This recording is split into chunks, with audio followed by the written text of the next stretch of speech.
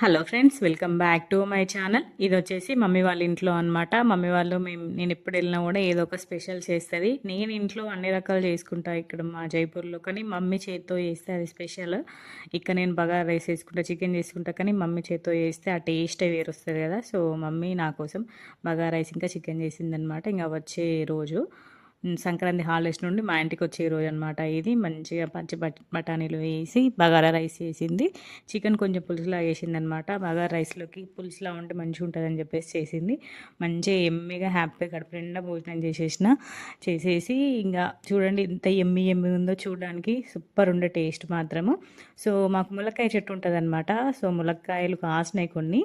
Super tasty ఉంటాయి. చిన్నగా ఉంటుంది కాయ, పొడిగి ఏమి ఉండదు, మన అరచే అంతే ఉంటుంది, చిన్న ఉంటుంది, కొంచెం లావు ఉంటుంది కాయ, కానీ టేస్ట్ మాత్రం బాగుంటుంది. లోపల గుజ్జు ఎక్కువ ఉంటుంది అనమాట. మస్తు టేస్ట్ ఉంటుంది. ఇంటి బయటనే ఉంటుంది చూడండి. మా అన్నయ్య అక్కడ దింపుతున్న కొద్దీ మా ఇషిత ఈశాన్వి చూపిస్తున్నారు. వెంటనే తీస్తున్నారు అనమాట. మా అన్నయ్య దింపుతున్న కొద్దీ వెంటనే పట్టుకుంటున్నారు ఇద్దరు. ఈవినింగ్ సాయంత్రం దింపినామన్నట్టు. సో కొంచెం టైంపాస్ లెక్క అయింది మాకు కూడా. కొంచెం బయట నిల్చున్నాము. మా అన్న దింపుతున్న కొద్ది ఇక్కడ చూడండి ఈశాను ఎంత క్యూట్గా పట్టుకుంటున్నారో ములక్కాయలు. చూడండి ఎంత చిన్నగా ఉన్నాయి కదా, చూడడానికి ముదిరినట్టు అనిపిస్తుంది, కానీ లోపల మంచిగా లేత ఉంటుంది అన్నట్టు. సో తీసుకొచ్చిన వెంటనే ఇంకా ఆ రోజు సాయంత్రం ఏమైనా వచ్చేది ఉండే. సో నేను కూడా కొన్ని తీసుకొచ్చుకుంటా అని చెప్పేసి ఫస్టే కట్ చేసి పెడుతున్నా.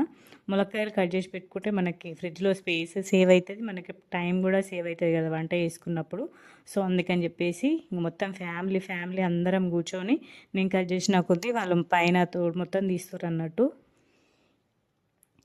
చూడడానికి లా ఉన్నా కూడా కర్రీ మాత్రం చాలా టేస్ట్ వచ్చింది. సాంబార్ చేసిన అన్నట్టు ఆ రోజు మమ్మీ చేసింది సాంబార్. నేను కూడా సాంబార్ చేసుకున్నా.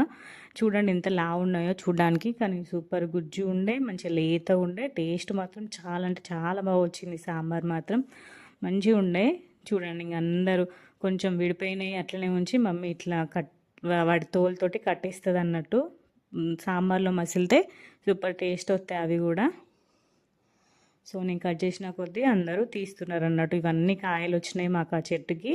మంచిగా ఉండే చెట్టు, మంచిగా ఎప్పుడైనా ఒక 15 డేస్ 20 డేస్కి ఒకసారి కోస్తూనే ఉంటారు మమ్మీ వాళ్ళు.